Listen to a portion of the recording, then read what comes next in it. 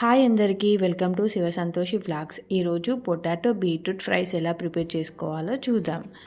ముందుగా పొటాటోస్ని ఇలా సన్నగా కట్ చేసుకొని చిన్నగా కట్ చేసుకోవాలి. దగ్గర పొటాటో కట్ చేసే కట్టర్ ఏమన్నా ఉంటే దాంతో కట్ చేసుకోండి. నా దగ్గర లేదు కాబట్టి నేను చాక్తో కట్ చేస్తున్నాను. ఈ విధంగా పొటాటోస్ అన్నీ కట్ చేసుకోవాలి. ఇప్పుడు బీట్రూట్ని కూడా ఇదే విధంగా చిన్న ముక్కలుగా కట్ చేసుకోవాలి. కట్ చేసుకున్నాక ఒక ప్లేట్లో వేసుకొని కొద్దిగా ఉప్పు యాడ్ చేయాలి. ఉప్పు వేసి ఒక వాటర్ పోసి ఒక 2-3 సార్లు మంచిగా కడగాలి. వాటిని కడిగినాక ఇప్పుడు మనం స్ట్రెయిన్ చేసుకుందాం. ఒక స్ట్రైనర్లో వేసుకుందాం. ఇదే విధంగా బీట్రూట్ని కూడా ఒక 2 టైమ్స్ వాటర్లో కడిగేసి స్ట్రెయిన్ చేసుకోవాలి. ఇప్పుడు ఒక క్లాత్ పైన ఈ పొటాటో ఫ్రైస్ని బీట్రూట్ ఫ్రైస్ని ఒక గంట సేపు ఆరబెట్టుకోవాలి. గంట సేపు ఆరితే మీకు ఇవి క్రంచీగా వస్తాయి.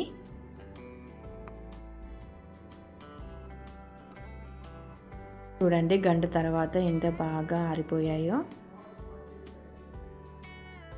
ఇప్పుడు వీటిని వేరొక గిన్నెలో తీసుకోవాలి. మీకు గంట టైము లేదనుకుంటే కనీసం హాఫ్ అన్ అవర్ అయినా క్లాత్లో ఆరబెట్టుకోండి. అలా అయితేనే ఫ్రైస్ అనేది చాలా బాగా వస్తాయి. ఇప్పుడు వీటిలో కొద్దిగా కారం, కొంచెం ధనియాల పొడి, కొద్దిగా ఉప్పు, కొంచెం పసుపు, కొద్దిగా మిరియాల పొడి, కొంచెం ఇంగువ. మీకు ఇంగువ నచ్చకపోతే స్కిప్ చేయండి. ఇది ఫ్లేవర్ కోసం నేను ఇంగువ వేసాను. మనం వేసిన ఇంగ్రీడియంట్స్ ఈ పీసెస్కి పట్టేలాగా ఒకసారి కలుపుకోవాలి. అలాగే బీట్రూట్ని కూడా ఇదే విధంగా కలుపుకోవాలి. ఇప్పుడు దీంట్లో 2 స్పూన్ల కార్న్ఫ్లోర్, 2 స్పూన్ల బియ్యం పిండి వేసి ఒకసారి చేతితో కలుపుకోవాలి.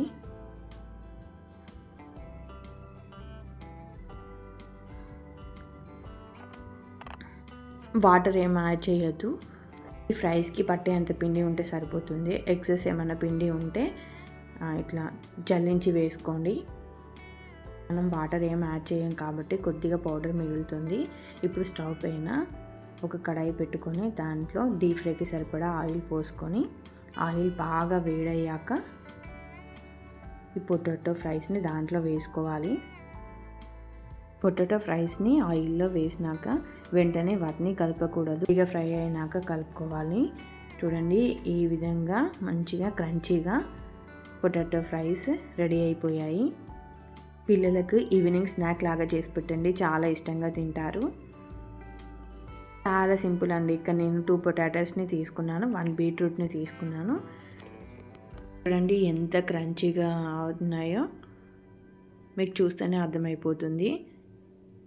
టేస్ట్ కూడా చాలా బాగుంటుంది.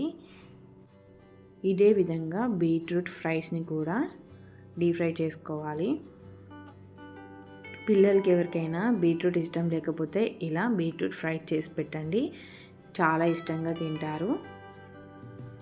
బీట్రూట్ ఫ్లేవరే తెలియదు, అంత బాగుంటుంది. ఇక కరివేపాకును కూడా డీప్ ఫ్రై చేసుకొని వేసుకోవాలి. అంతే, చాలా సింపుల్ అండి. మన పొటాటో బీట్రూట్ ఫ్రైస్ రెడీ అయిపోయాయి. చేసిన పొటాటో బీట్రూట్ ఫ్రైస్ మీకు నచ్చాయా? నచ్చితే ఒక లైక్ చేయండి. ప్లీజ్ సబ్స్క్రైబ్ చేసుకోవడం మాత్రం మర్చిపోకండి. Thanks for watching this video.